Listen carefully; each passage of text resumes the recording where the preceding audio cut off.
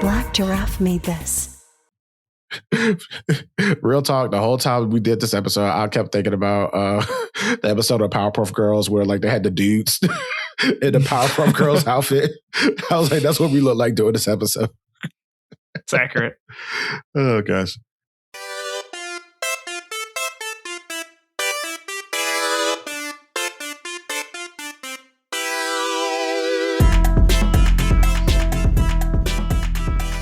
Welcome to After Playlist, where we help you discover music that you can feel. I am one of your hosts, Brandon Lee. And I am Terry O. Yeah. And speaking of music that you can feel, today's topic is all about those songs that are by women and for women. More specifically, we're looking at songs in this category that dudes can vibe out to as well. Many episodes ago now, we had a ladies appreciation playlist full of songs that were fully curated by our lady listeners and fans. And since then, I have routinely rocked out and connected to songs both from that playlist and other songs that YouTube has recommended that are related and in that same vein.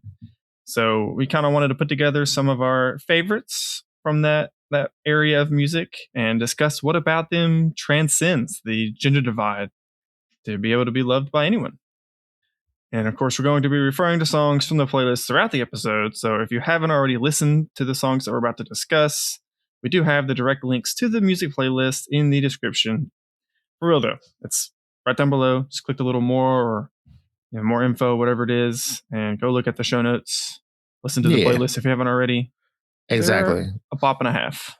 I agree. And there's definitely some artists that you may not know of, and there's a few that you may have heard of. So we highly recommend you go check out the show notes for that, the breakdown of those artists that we're going to talk about. Definitely worth the listen. But before we dive into the episode, we have our few out the playlist disclaimers. Number one, we respect everyone's opinions, regardless of how wrong and awful it may be. Number two, as two dudes, we're using our inferred experiences to build this girl power playlist. Take that for what it's worth. So if we hit the mark, great. If we completely missed it and you're like, what the hell are these guys doing? Great. Sound off in the comments and let us know. Or you can hit us up on our Patreon and, leave us a message there. Either way, we would love to hear from you. This is an interesting take on building something that's outside of ourselves, naturally.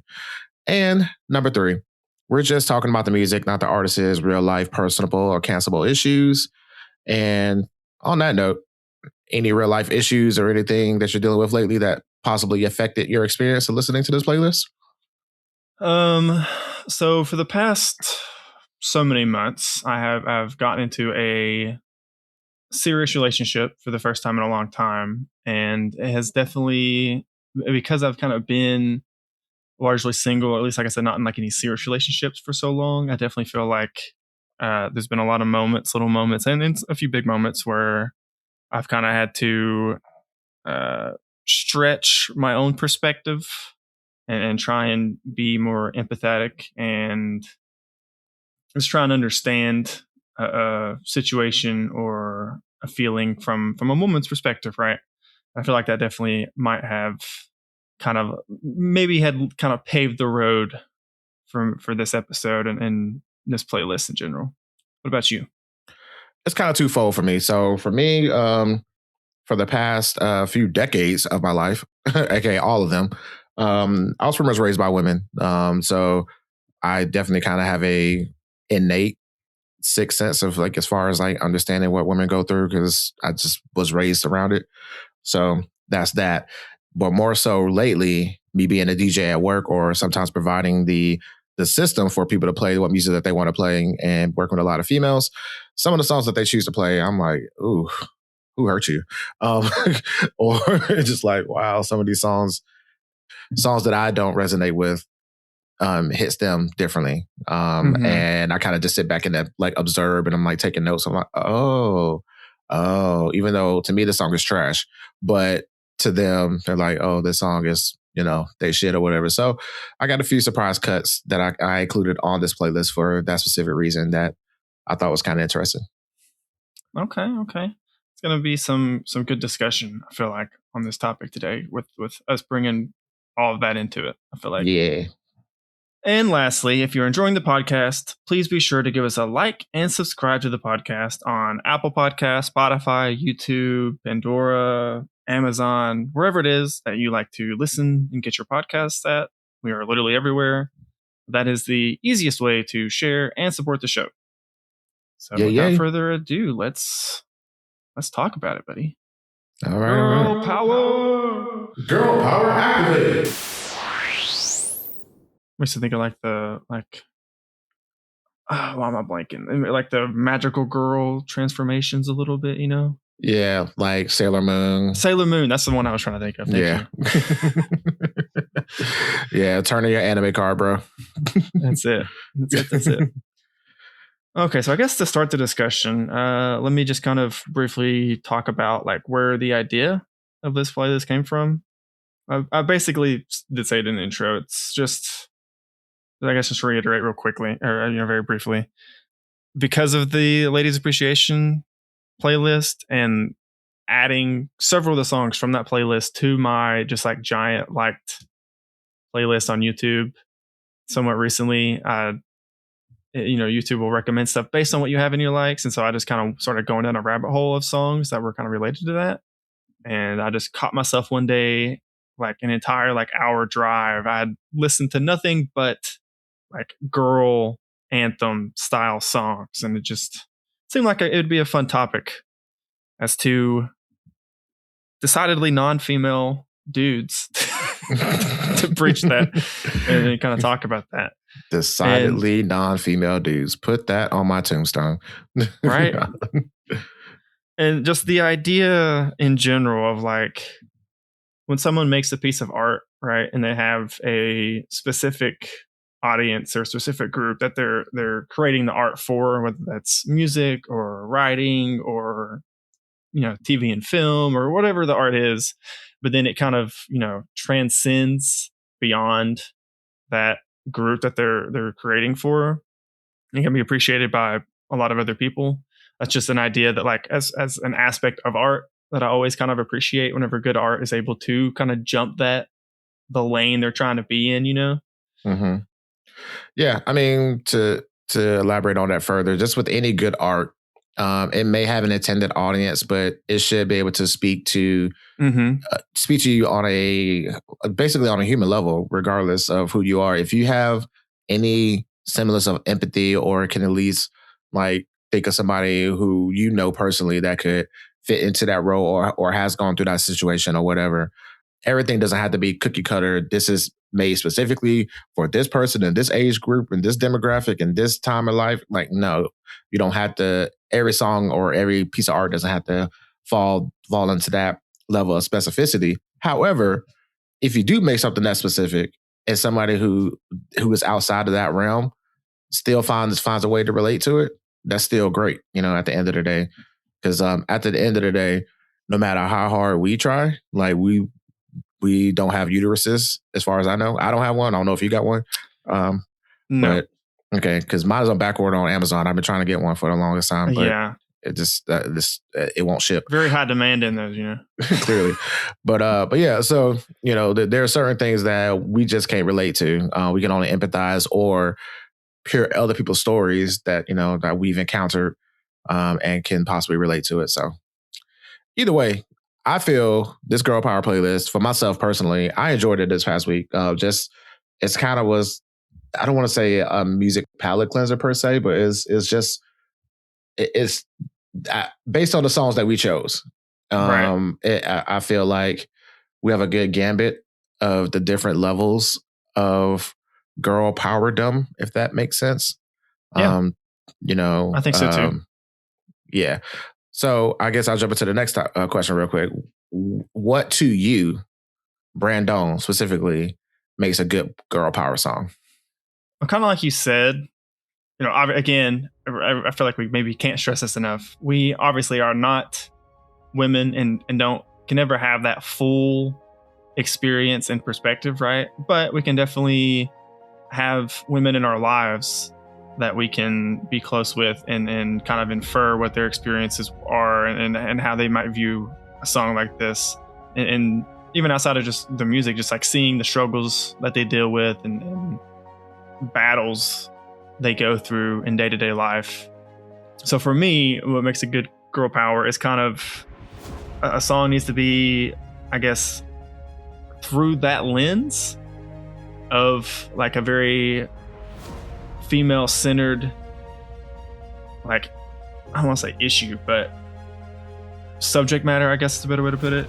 But then also for it to be like, I feel like a girl power, it does need to be empowering, right? Like that's part of that. Because for me, that's where the power comes from. Is it's like uplifting and encouraging and like not down in like the weeds of like being all negative about it. Because for both men and women and anyone in between, of course there's always going to be negatives to any experience, and your perspective. Just life in general can have negative moments, but girl power needs to be kind of to me, it needs to be highlighting and kind of expressing the joys and the like moments of stepping up and like owning yourself and being happy with yourself and stuff of that nature. Okay. Yeah, I agree with that. I feel like I hate I don't want to pigeonhole it, but like to me, when I think girl power, I do think of more positive and more optimistic and more girl empowering, picking yourself up, being the boss chick or whatever and all of that. But then the other side of my brain is like, it doesn't always have to be that specific. Sometimes it's okay to just, talk about a shitty situation that you're going through, or just, make a song about not feeling okay. Because again, at the end of the day, we all have those different levels of emotions. But just the thing that I really like about, I guess, in particular, the girl power songs that we picked in general, it just, I don't know. I said this in the ladies appreciation episode, and I'm might have to go ahead and double down on it in general. I like that a lot of female music or female led music or female written music has a lot more emotion to it. It seems like it goes a little bit deeper than some of the guys that perform their songs. And not to say that guys aren't in tune with their emotions, but I feel like a lot of the female singers and performers and writers and creatives tend to kind of put a little extra oomph into it. And it tends to kind of like hits a little different. Like, ooh, damn! Like I have never remotely have gone through that situation, but I felt everything that she has said. Right. So and again, not to disparage my dudes, there's some dudes that, that can deliver that kind of pain and that emotion and, may have a female writer on the team or, whoever, but just listening to these songs on repeat this past week or so is like a lot of songs are just like, oof, yeah, that struck a nerve right there. Like, I might, and listening to this playlist, like the amount of times I want to like call my mom up or, call like my stepsis or cousin or whoever and be like, you all right? Everything all right? Like just check in with them, make sure that they're good. Not to say that, you're going, you should do that anyway, but these songs and it's nice to have the reminder. Yeah. It encouraged me to like, oh, damn. Like along with me tapping into my feels, it allowed me to like kind of put myself to the side for a minute and be like, oh shit. So this is an experience that I don't have to go through at all. And it really makes you really think just, existing as a female is pain sometimes. It can be equally joy, but, at the same time, just like, wow. I do feel like, I mentioned, of course, like you kind of did as well, like the positive side, but we do have a few songs in here that's, not all sunshine and roses, so to speak. Like we got a couple of anger and kind of more mellow, introspective, mature songs. Yeah, for sure. Like I said, we got kind of the whole gamut of good experiences that the songs are like talking about. All right. So we want to get into the nitty gritty, or we want to get into the playful and the fun timey stuff? Or better yet, let me rephrase that. Do you have any, like, was there any songs that like stood out to you in particular that was like, yay, or what is this? Yeah, there was a couple of your songs. Pretty much all of my songs, I feel like, were like that for me, to be fair. And then a few of your songs, Don't Call Me Angel, was kind of, I like that one. Kind of just on the surface, kind of like a generic kind of pop song, right? You got Ariana Grande, Miley Cyrus, and Lana Del Rey, but then like on repeat listens, like the message of it like really kind of sunk in.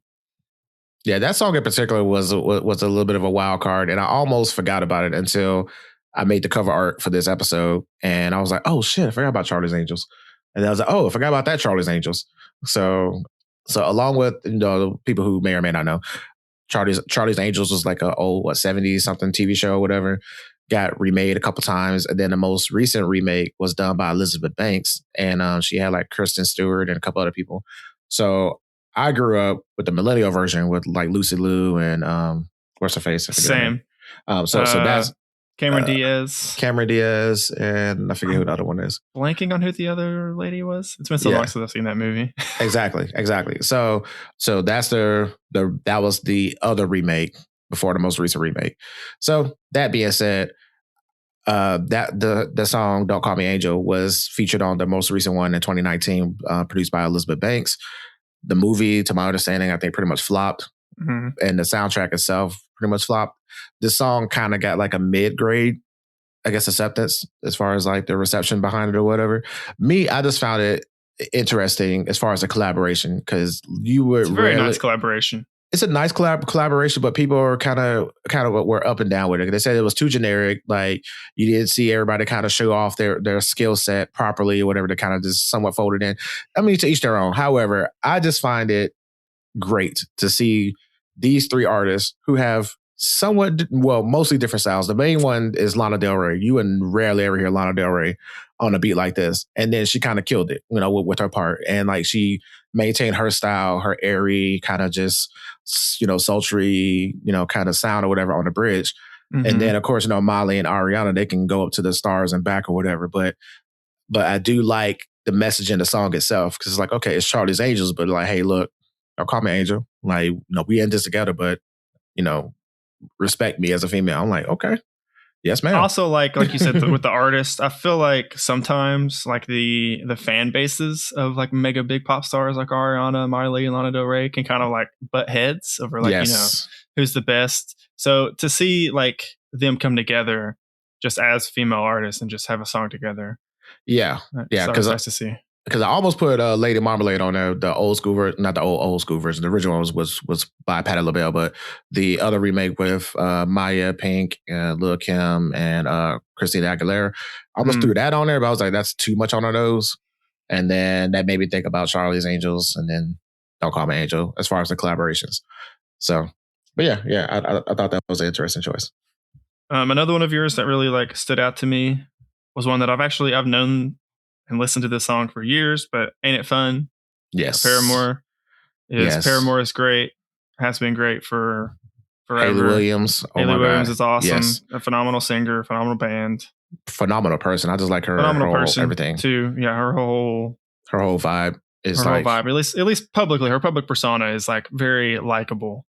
Well, very likable, and also like she, from what I've seen, she just don't really take a lot of shit. Like she don't care. Yeah.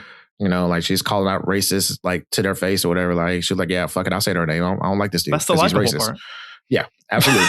You're right. Touche. To me, at least it is.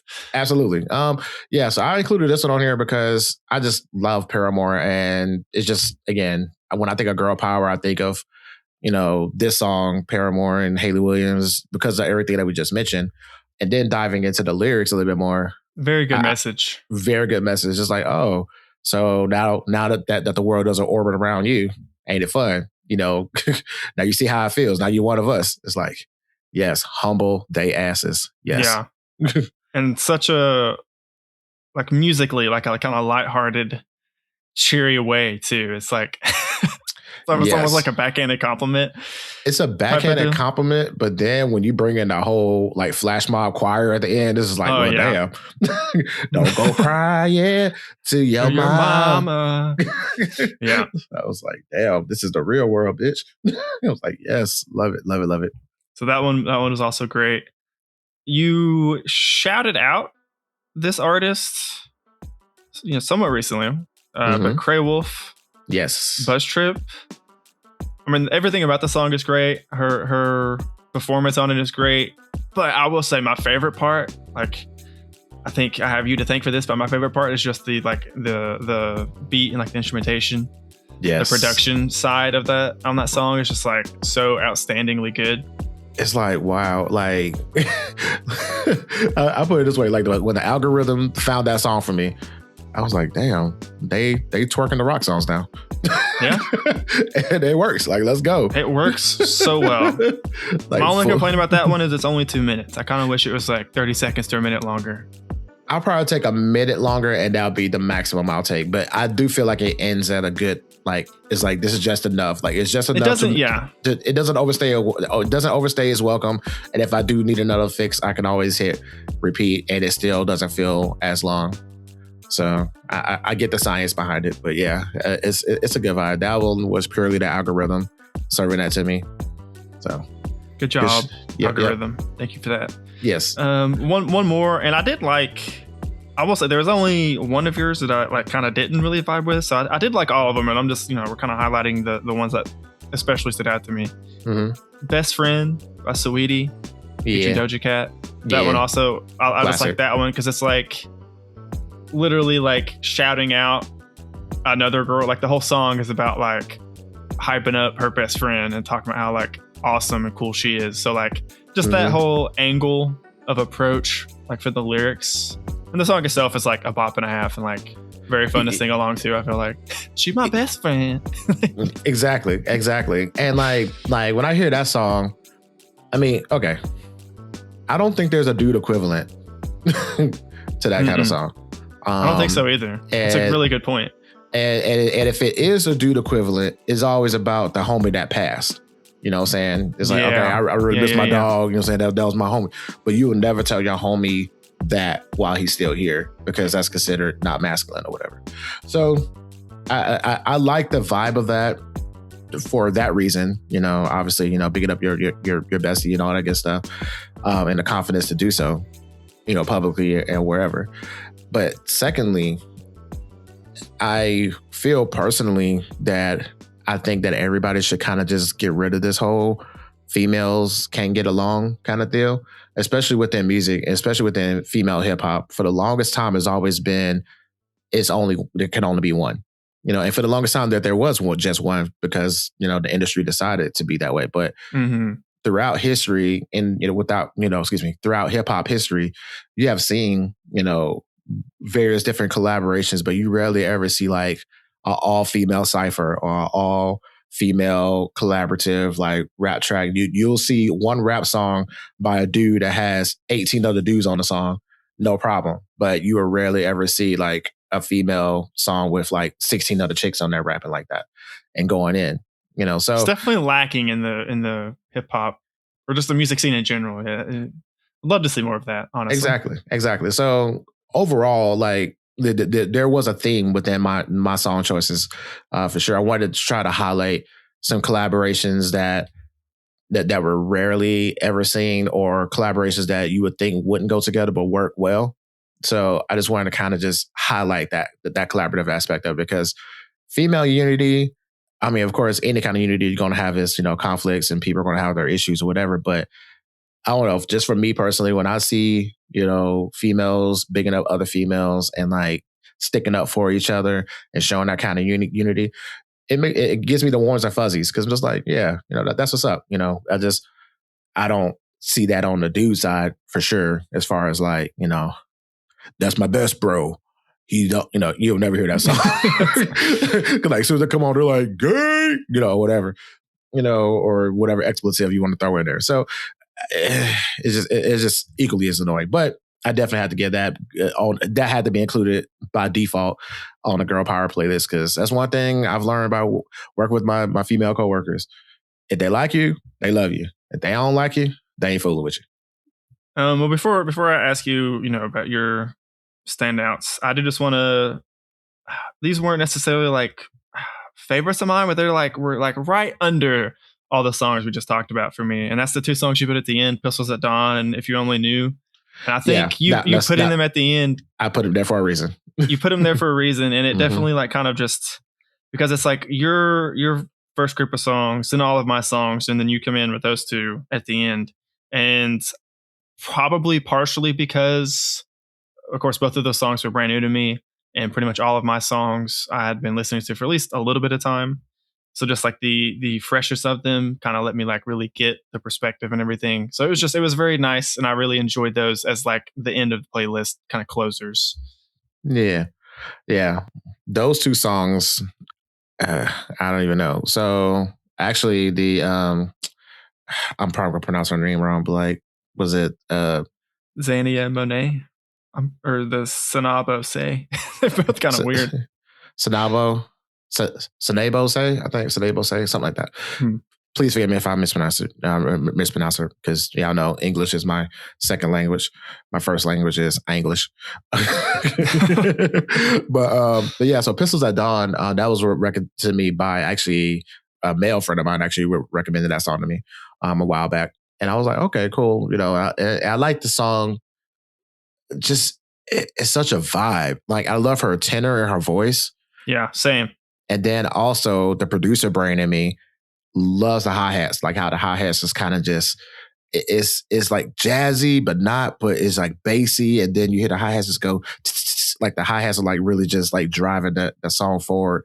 And then the gunshot sound effects and the metaphor, as far as like, like, I was supposed to take a bullet for you. Nah, bitch, I'm the pistol. Like, so I love that whole aspect of the song. They tied it together thematically, like from top to bottom, very well. Mm-hmm. I love it. That. Like lyrically, sonically, like that was the full package, full experience. So I love that. Especially listen to that with some headphones on. You can you literally hear the hi-hats going back and forth, and just the whole experience. It's literally a cinematic song without the visuals, like to me. And then lastly, the Xania Monet song. That one was just had YouTube doing this thing at work, just hit play and had his own little shuffle mode. And I was working with a female coworker at the time. Sometimes I work alone, and other times, I'm paired with different people. But that day I was the DJ. She insisted, and I just let the algorithm do its thing. I was like, I don't have a playlist of mine. I'm just gonna hit play and just let it do its thing. And then all of a sudden, like a couple songs came on, like in this same vein, and then that song came on, and I was listening to it. I was feeling it. But then I kind of glanced over at her, and I just felt like her whole mood like changed. Like she was like absorbing that whole song. And I was just like, ooh, okay. And I'm like studying, but also like listening to the song, and also like gauging her reaction. And then I just had a feeling she was going to ask. And then like as soon as the song was about to end, she was like, hey, who is that? Can you play the song again? I was like, ooh, damn, this song kind of got real, huh? It's pretty powerful stuff, honestly. It's powerful as fuck. Like, it's just like, again, the emotional singing. Yes, there's some people that oversing or whatever, but this to me this song was the right amount. Like, you can just feel the anguish and the all of the life lessons that she's gone through, and just being beat down and just still, standing on your own 2 feet at the end of the day, and like just going through it. And I'm just like, oof, like that song struck a chord with me. And again, I haven't gone through nearly as many experiences as some of these women have gone through out there in the world. And that's just one of those songs that really just kind of hit the nail on the head. And I was just like, okay, this is gonna be my final pick. And then once you got your picks in there, I was like, yeah, I don't want to interrupt the whole playlist with this kind of mood. So we're just gonna move this to the end as a nice little button to bring you back to spice up your life afterwards. Right. Which I'll go ahead and say it. I'm quite sure you hated that song, but for me, it's a guilty pleasure. Which one? Spice Up Your Life by the Spice Girls. No, that actually was not the song. What? That one is one. I mean, it's Spice Girls. Like that's another song. Especially like being a millennial. Like that song was everywhere way back in the day. I feel like, or at least I vaguely remember hearing it somewhat often. I mean, as a youth. I've heard it, but to me, it was okay. So around the time when it was popular, the cool thing to do was to hate the song. But low key, I love the song. So I had to fake like I hate it. Like, oh man, this song is so terrible. And then as soon as like everybody leaves, I'm like, okay, I'm put my headphones on. My favorite part of the song, I will say, I mean, I didn't like love it, but I don't hate it either. It's just it's a Spice Girls song. It's kind of, it is what it is. But I will say my favorite part of the song is when they go, hi, si, ja. Because it's like yes in different languages. Just, it literally took me like listening to it while reading the lyrics that YouTube has for me to like actually catch that. Yep. And Same. Because I was singing the lyrics wrong the entire time. So once I pulled the lyrics up, I was like, oh, okay. So people around the world spice up your life and like, all that good stuff. So for me, again, I didn't care nothing about the lyrics other than spice up your life, whatever. But I just like the beat. Like I love that the salsa, the world music fusion. Salsa-esque. Yeah. So and these are British girls singing this song. I mean, the lyrics truly don't make a lot of sense other than like the chorus. But the beat does a lot of heavy lifting, and it's a large part why I'm like, I don't hate it. yeah. I love it for the beat because when I heard this for the first time, this was like the first time I heard something like that, and I was shocked. I was like, oh, they could do that. Like I just it took me out of my element, and it kind of just stuck with me closely since the first time I heard it way back when. So it was an eye-opening music experience for me. I was like, oh, you can fuse different kind of styles of music together and make a whole thing out of it. And that kind of not catapulted, but definitely sparked a lot of my interest into other genres and other sounds and stuff, even though I didn't have full access to it back then because I'm from the days of dial-up and the AOLs and all of that stuff when that came out. So I had to make do with whatever I could get a hold of at the time. So I guess, okay, well, since you guessed what it was, I'll just go ahead and say the one song that I just didn't really vibe with. And I feel like it might hurt your feelings just a little bit, but it's Do the Ladies Run This by Rah Digga.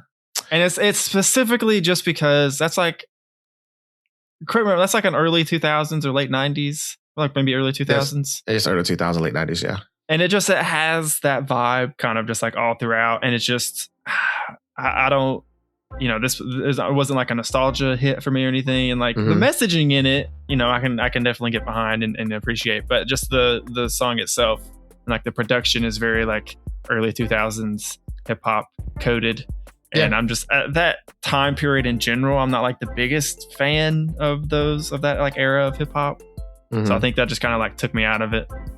That's fair. I knew that song was a gamble for a multitude of reasons, many of which you've said. And I don't respect your opinion on, regardless of how wrong it may be. No, that's fine. No, I truly, I figured it's going to be either this one or Spice Up Your Life. I figured those two were going to be the two gambles. Like The Girl Is Mine, that was kind of like just a throwaway, kind of just have fun kind of song. Because that whole song was a mashup. But when it comes to those two, I was like, okay, he's either going to appreciate the Rah Digga song or he's going to be like, yeah. And I strategically placed it between Buzz Trip and Best Friend to try to Best Friend, which I also really loved. Yeah, I was trying to segue some of that hypeness into it, and I figured like once Buzz Trip ended, you're just like skip to the next song. But I was hoping like some of that vibe would kind of bleed over into it and kind of give it a chance. I mean, it is a hype song, like on many levels, but it's it's just her cadence. And the like early 2000s. Do my ladies run this motherfucker? I get it. It's Rah Digga. Flip mode squad.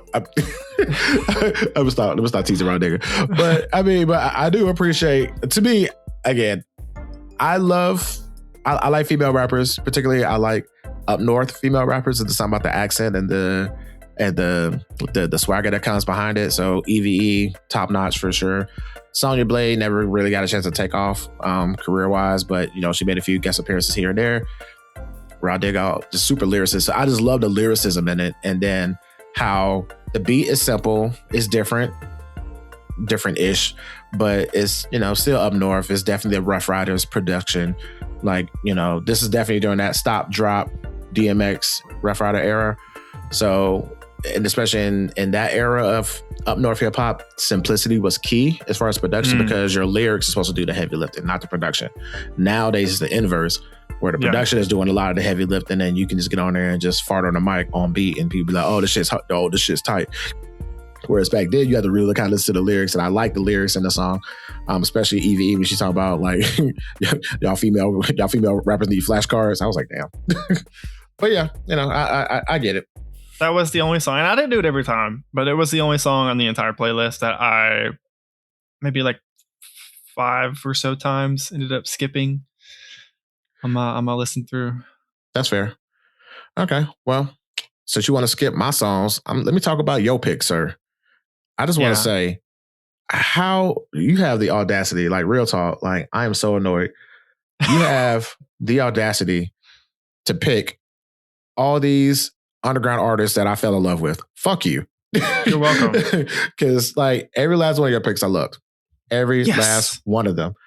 There was not one that I skipped, including one you probably thought I would skip, like Maisie Peters' song or whatever. No, I loved it. Honestly, the one I thought you might skip the most would be Plain Jane by Ktlyn. No.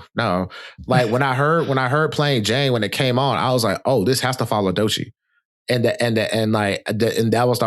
was my immediate thing. And I was going to try to rearrange everything.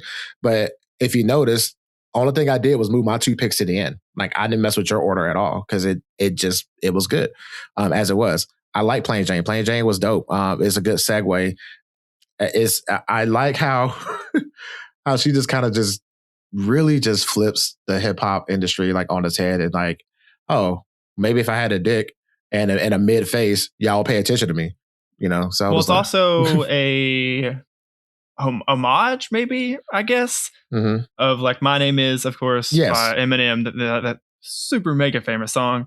Yeah. And I also just really love the line of like, I can even have a little dick in the name Dave, talking about Lil Dicky. Exactly. Like specifically calling him out as like an outlier of that, but he's still like, you know, fairly mega successful.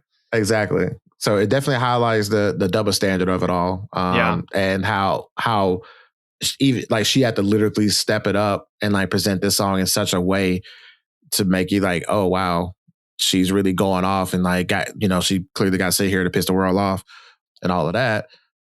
And honestly, I would have never heard of Ktlyn until you put her on this playlist. She's like a TikTok rapper that has just like recently kind of blown up.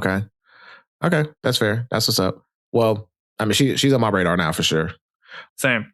The other one, Sa-Roc.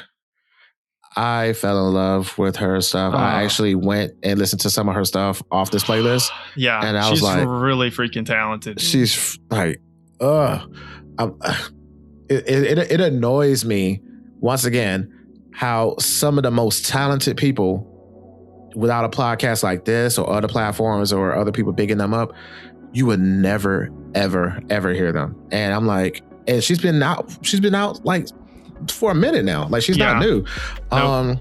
Alba Holly, I mean, Forever is a dope song, and I love how she just bodies that whole thing, top to bottom, beat switch, everything, just killed it. I also would recommend people go and listen to the song she got on that album, the Sharecropper's Daughter. Yeah. She has a song on there with Black Thought from the Roots. Whew. When I say cold, I was in the drive-thru trying to order a sandwich, and they were like banging on my window like, sir, can we take your order? I'm like, hold on, the song's still playing, let me finish this. I'll be with you in a minute. I gotta finish listening to the song uninterrupted. You're killing my vibe right now. So yeah, she oh my god, yeah, huge fan. When it comes to female rappers that are just super authentic and genuine to themselves, like for me, thanks to you introducing her to me, like one of the gold standards for that of recent years is Chica, right? And now Sa-Roc is like, since I've discovered her just like in the last month and a half or so, she has skyrocketed. Like they're both like up there in that stratosphere of like representing female in the hip hop or you know, women in the hip hop community is like, yeah, not just doing this like gimmicky stuff, like being authentic, true to yourself, and like making art. That's kind of where, I don't know. There's definitely a double standard for sure. But then again, I guess, you know, for every, I don't know, who can I equate this to? For every Lil Yachty, there's a Nas. You know what I mean? So I guess, you know, different strokes for different folks. All I know is that those two songs back to back, you didn't have to put them back to back like that because they went too hard and too aggressive. And I wasn't ready to kind of handle that. It really definitely put me in a certain mindset like, oof. Like I almost went back and reevaluated my choices, but I was like, you know what? I'm gonna stick with the fun. The fun party, you know, girls get together, vibing out or whatever. But yeah, these songs like chef's kiss. The other one that I absolutely loved is Iniko, Transcendental. Yes. Man. That one, it hits so different than anything else I have for my picks. That song, again, another full body experience. Yeah. At the real, if you will. It's just, it's so good. Like I'll always have to I have to listen to that song twice every time. I always go back and run it back to the beginning. It's just so good. And I just love her singing and harmonizations and just, oof. Yeah, it's a whole thing. It's a whole vibe. Love it. I've been wanting to feature her for some time. She has, I think her biggest song is Jericho. Or sorry, I misspoke. Their biggest song, they go by they them pronouns. Okay, they're non-binary. Their biggest song is Jericho, which I discovered sometime last year and fell in love with. And since I discovered that song, a lot of their other music has been popping up recently for me. And that was Transcendental was just one I kind of had sitting in my back pocket for a while, and it just fit the theme in the playlist so well. And also once researching into Iniko a little bit and seeing that they're non-binary, I kind of wanted to have some of that representation on the playlist as well. So it kind of fit, kind of branching out a little bit as well in that regard. Okay. All right. So I didn't dive into that, but I do like the wordplay. And Transcendental. Yeah. So so when I heard that, I was just like, is this a trans artist? I said, but I didn't want to go deep into it. As far as for researcher purposes of going into the episode. Afterwards, I may, go. Well, not may. I will definitely follow their career a lot more. But yeah, just listening to that song and just all of I don't know. It's just so much. It's hard to really explain into words, but when an artist can effectively, and this is any type of art, any type of medium, if you could use that medium to put so much of your soul into that medium, oh my God, it hits so hard. It's amazing.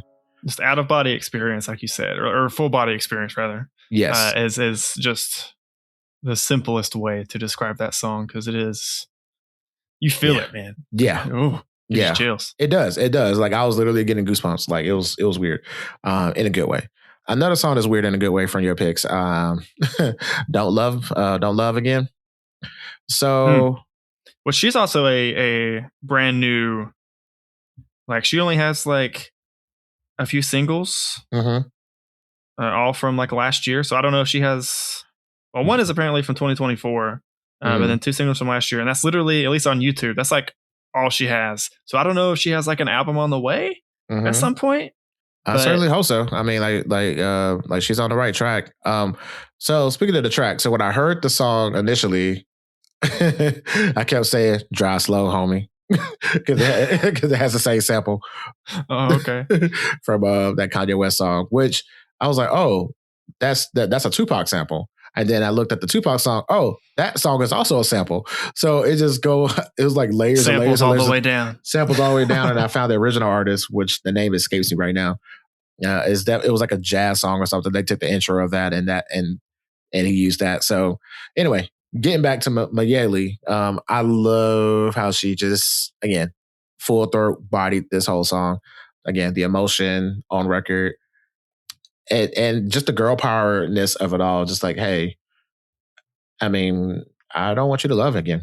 I hate you. It's such a good representation of once you're out of a relationship and because you can be cordial and still be nice and even sometimes still be friends with people you've been in relationships in the past. This song is not that. This song is I hate you. I hope your life is worse from now on because of our experiences together. Exactly. This song highlights the bitterness of it, and know what? That's okay. It's okay to feel bitter because we all do. I don't care how much yoga you do, how much meditation, how many church sermons you listen to, how many podcasts you listen to. We're all gonna have that moment of bitterness where it's just you know what? Fuck your happiness. This is definitely a catharsis song for me, where it's just just when you are feeling that, this is a good song to kind of go to and let the song kind of bleed it out of you a little bit. I feel like. Yep. Another one that can, bleed it out of you. Really. Fuck You. F You by Emori Rue. Yeah. Yes. That one, I wouldn't expect that one to go as hard as it did. Just looking at the artwork, yeah, you kind of may have like a little tinge, but I wasn't expecting to go full rock out and let the full aggression out. And I was like, okay. And the closer of that song was perfect. Like she was like, she just like cut the music off. Fuck I like how it comes with that last like, duh. Yeah. It cuts off.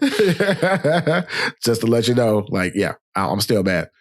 So I will say I let my girlfriend listen to this playlist just to have her thoughts, and she told me she thought the whole playlist was fire, but she told me that song in particular was her favorite probably, which for a moment made me a little concerned. But I mean, I'm just saying, like take the hint. And she got that playlist and get that song. She wants to play it back a couple times, and she's looking at you square in the eye, like I know, right? Like you know what you did. The last three on your from your picks, they're all good. Again, they're in the upper tier. They're just at the bottom of the upper tier. It's just a good vibe. Like I like Maisie Peters, owning up to the fact that I'm fucked up, but at least I'm trying. Like I'm making the effort. Yeah, I got my flaws. Yeah, I got my issues, but at least I'm trying. And I like the poppiness of it too, because it's kind of like little. It adds a little more whimsy to it of a difficult situation, because when you're going through and you're trying to make a change, it's easy to beat up on yourself during that time period. So, but at least she's owning up to the fact that like I'm trying. So I also like at the very end of that song, the line, "You might be awful like all the time. It's almost inspiring, but at least I'm trying." Like, just recognizing that even if the other person is awful, like that shouldn't control your own actions. You're still your own person with your own decisions and responsibility of how you behave. But it's not always easy. And like you said, it's kind of recognizing that fact. It's powerful in its own right, I felt. Yes. And that segues me into the other powerful song, Cult Leader. It's kind of a dark take. Yeah, it is. But again, like that's the thing I like about this playlist in general is being authentically yourself. Whether it's you want to be the Barbie doll, cookie cutter, Stepford wife, image, or just gonna be like, you know what? Yeah, I'm just gonna lean into the darkness right now. And I love the line. She's like, "I'm the Grim Reaper looking for my cheerleaders." It's like, damn, like you over here trying to build a squad. I mean, but hey, I get it. Sometimes you need that sense of community, and whether or not that community is in light or darkness, it's a community of your peers. So hey, and she is. I've listened to several other of her songs that are kind of in this same vein, like thematically speaking. The song that I first found her by is called "I Only Smoke to Feel Bad." Just kind of highlight you talking about her being like her authentic self. And she literally talks about how whenever she's, smokes or whatever is hanging out, she gets like anxiety and paranoia and like all the negative feelings that people can get when they are imbibing stuff of that nature or whatever. Which was just a very interesting take on that. Having like a weed smoking song, but literally talking like taking that angle of it was just very interesting. So she's been popping up for me somewhat semi-often. And then this song was just fit the vibe of like empowerment of like, taking control, and like literally wants to be a cult leader in the song. But that's like a very different take on that kind of. It's a different take. I mean, it's a little tongue in cheek, but also, hey, if you can be what you want to be. Put it that way. True. And then slide it over to what SZALTANA. I think that's how you pronounce it. SZALTANA, maybe. Yeah. Yes. Spiritual Savage. Yeah. Again, talking about smoking a lot or whatever. Like she mentions it in this song too. She's just a hippy dippy girl. Yeah, that smokes a lot and like pick up, pretty rocks. And I'm just like, you know what? I don't know. to each their own. I've always been slightly attracted to like the weird, the hippie kind of girls a little bit, like the Erykah Badu types and the holistic, people. So it just like when she was like, picking up like the like I like pretty rocks and I smoke a lot. I'm just thinking of the sage and all the crystals and all that stuff.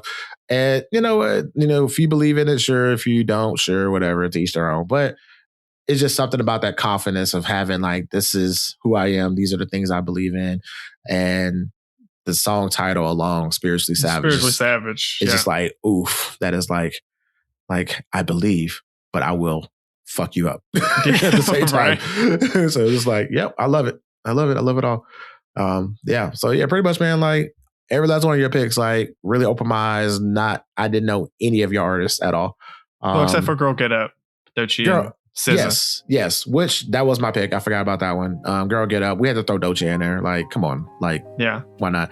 And then this song in particular, definitely, it speaks on a thing that is definitely super niche and super, super specific.